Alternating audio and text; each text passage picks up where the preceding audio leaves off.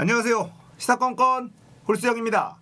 자, 이번에 다룰 이야기는 추다르크 추미애 장관의 정체입니다. 좀 타이틀이 조금 자극적인가요? 추미애 장관의 정체를 파악하는 시간입니다. 이 추미애라는 사람이 도대체 어떤 사람이길래 아니 이렇게까지 공격을 해도 끄떡도 하지 않느냐? 자, 이걸 알아보기 위해서는 추미애라는 사람이 살아온 이 역사, 이 사람의 인생을 들여다봐야 합니다. 사실은 이 이야기는 예전에 한번 다룬 적이 있어요. 그런데 다시 리바이벌입니다. 다시 한번 알려드릴 테니까 추미애라는 사람이 이런 인생을 살아왔구나. 그렇기 때문에 지금 이 아들 문제에서도 우리가 의심할 여지가 아예 없다라는 것을 느끼게 될 겁니다. 추미애, 이분은 1958년 10월 23일생입니다. 58년 개띠, 그 유명한 58년 개띠세요. 어디서 태어났냐면 달성입니다. 대구 달성. 여기서 태어났어요. 일단 이분은 대한민국 헌정사상 최초 타이틀을 좀 가지고 있습니다. 최초의 여성 지역구 5선 국회의원, 그리고 소선거구제 도입 이후 서울 지역 최초의 여성 국회의원, 최초의 여성 판사 출신 국회의원, 최초의 판사 출신 야당 국회의원. 저는 이 타이틀이 제일 웃겼는데요. 야당 국회의원. 이 판사 출신들은 민주당 쪽을 쳐다도 안 봤다는 겁니다. 그래서 추미애 장관이 최초의 판사 출신 민주당 계열 국회의원이라는 거예요. 그리고 대한민국 헌정사상 최초의 여성 선출직 여당 대표를 했습니다. 그리고 민주당계 정당 역사 최초로 TK 출신 당 대표입니다. 그리고 민주당계 정당 역사상 임기를 다 채운 최초의 당 대표예요. 여러분 잘 모르셨죠? 임기를 다 채운 당 대표가 없었다는 거예요. 추미애가 처음이었다. 이런 이력을 가지고 있습니다. 이런 이력만 봐도 참 대단하죠. 추미애 장관은 1995년 김대중 대통령에게 스카웃되어서 정계에 입문을 했습니다. 자, 추미애 장관은 한양대학교 법대에 진학을 합니다. 그리고 1982년 24회 사법시험에 합격을 합니다. 자, 그리고 1985년도에 결혼을 하는데요. 누구랑 결혼을 하냐면 당시에 캠퍼스 커플이었던 서성환 변호사와 결혼을 합니다. 이 결혼 이야기가 추미애라는 사람을 알 수 있는, 추미애라는 사람이 어떤 사람인지 알 수 있는 아주 재미있는 이런 에피소드거든요. 추미애 장관은 먼저 사법시험을 통과를 합니다. 그리고 이 당시에도 외모가 굉장히 예뻤기 때문에 그 학교에서 일명 퀸카, 인기가 굉장히 많은 그런 학생이었다고 하는데, 이 서성환이라는 사람 캠퍼스 커플이었고 7년간 연애를 합니다. 그리고 85년도에 결혼하는데 이분이 고등학교 때 교통사고를 당해서 다리에 장애가 있어요. 거기다가 추미애 장관이 어느 지역 사람이라고 그랬죠? 대구 달성. 얘기만 들어도 약간 좀 이 숨이 좀 막히는, 얼마나 보수적인 집안에서 자랐겠습니까? 그런데 이 서성환이라는 분은 전라도 사람이에요.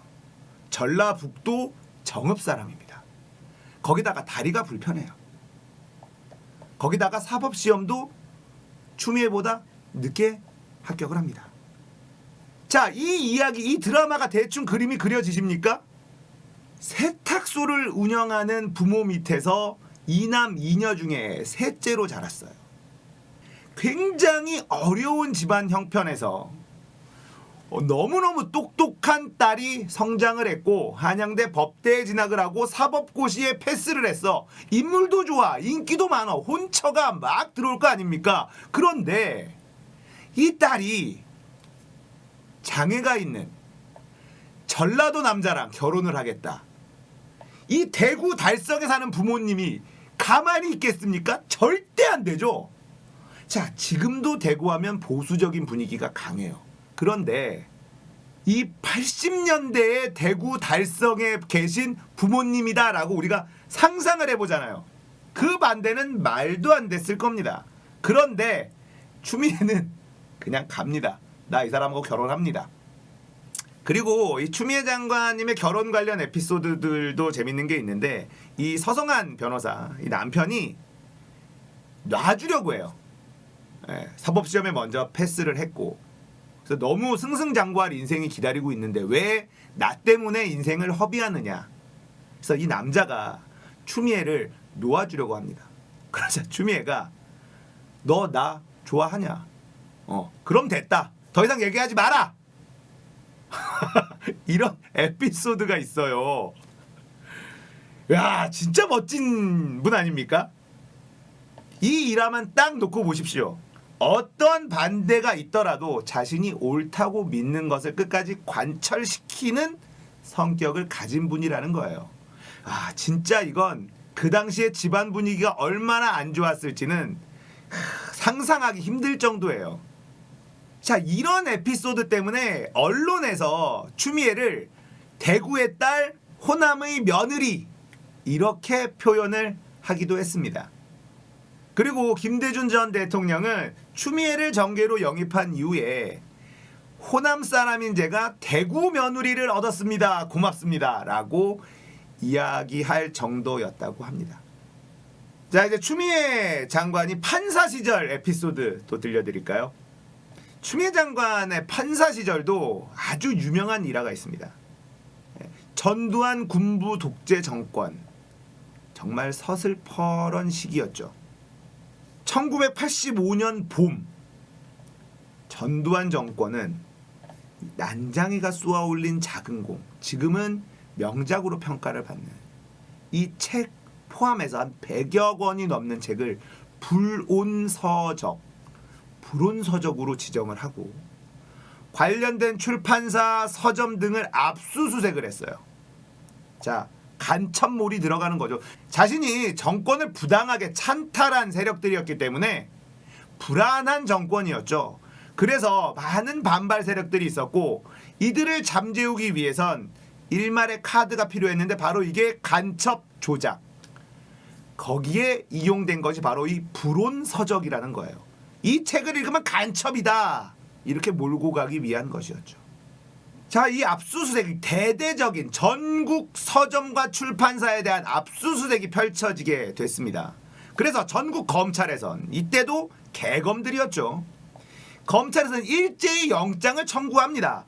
그래서 전국 법원에서는 예외 없이 모두 영장을 발부해 줬어요. 그래서 전국에 있는 출판사, 서점이 다 압수수색을 당합니다. 그런데 딱 한 곳이 영장 발부가 안 돼요. 그게 어디냐? 춘천지방법원. 여기에서 초임 판사로 일하던 추미애는 불온서적 유통 혐의를 받던 춘천의 가장 큰 서점을 상대로 한 압수수색 영장 청구를 기각해버립니다. 전국에서 딱 한 곳 추미애 판사가 있는 춘천지방법원에서만 영장이 기각돼요. 그 무섭던 시절, 전두환 정권의 서슬퍼런 그런 시절에 간첩 좀 조작해서 잡아보겠다고 시나리오를 쫙 써서 전국에 뿌렸는데 모두 다 말을 듣는데 딱 한 명만 말을 안 듣더라. 그게 누구냐? 추미애 판사였습니다. 이후에 법원장이 추미애를 부릅니다. 당신 김대중 정치운동하는 판사냐? 이렇게 야단을 쳤다고 해요.